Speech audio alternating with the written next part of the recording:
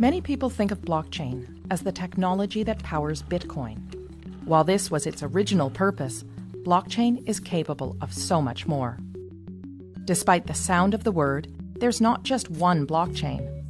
Blockchain is shorthand for a whole suite of distributed ledger technologies that can be programmed to record and track anything of value, from financial transactions to medical records or even land titles.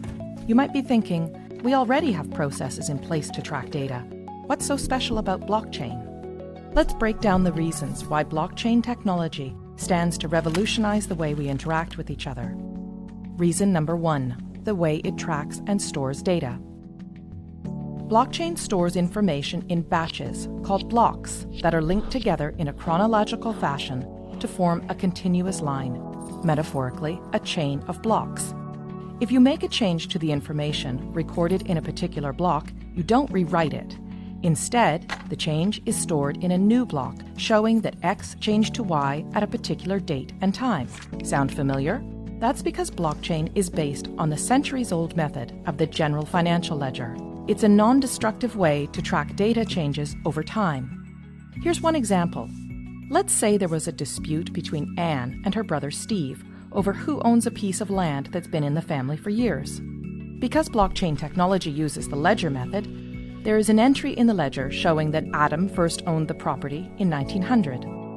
When Adam sold the property to Dave in 1930, a new entry was made in the ledger, and so on. Every change of ownership of this property is represented by a new entry in the ledger, right up until Anne bought it from their father in 2007. Anne is the current owner, and we can see that history in the ledger.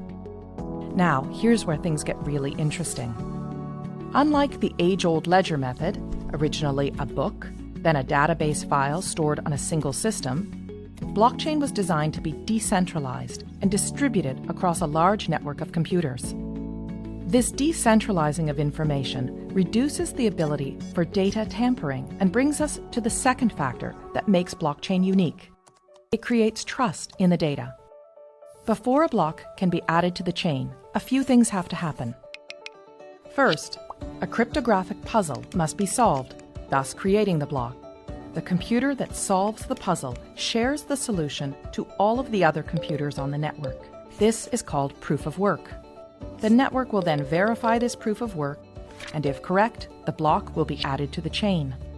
The combination of these complex math puzzles and verification by many computers ensures that we can trust each and every block on the chain.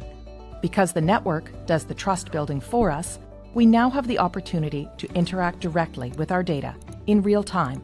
And that brings us to the third reason blockchain technology is such a game changer: no more intermediaries.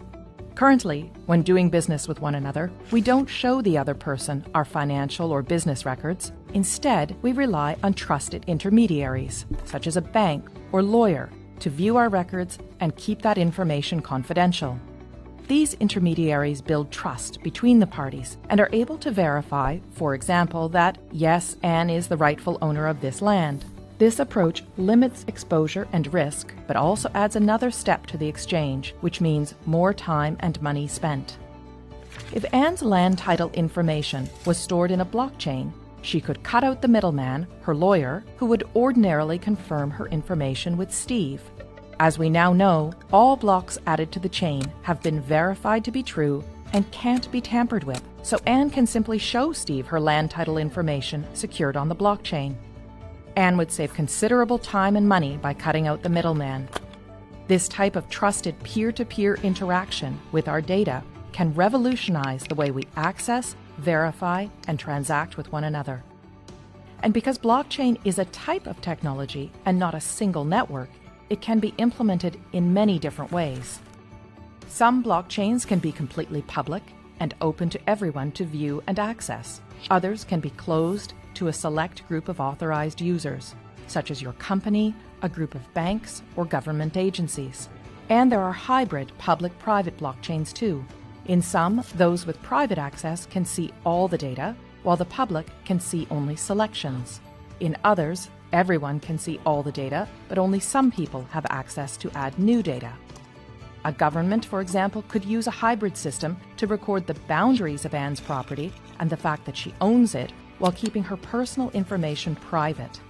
Or it could allow everyone to view property records but reserve to itself the exclusive right to update them. It is the combination of all these factors, decentralizing of the data, building trust in the data, and allowing us to interact directly with one another and the data that gives blockchain technology the potential to underpin many of the ways we interact with one another. But, much like the rise of the Internet, this technology will bring with it all kinds of complex policy questions around governance, international law, security, and economics.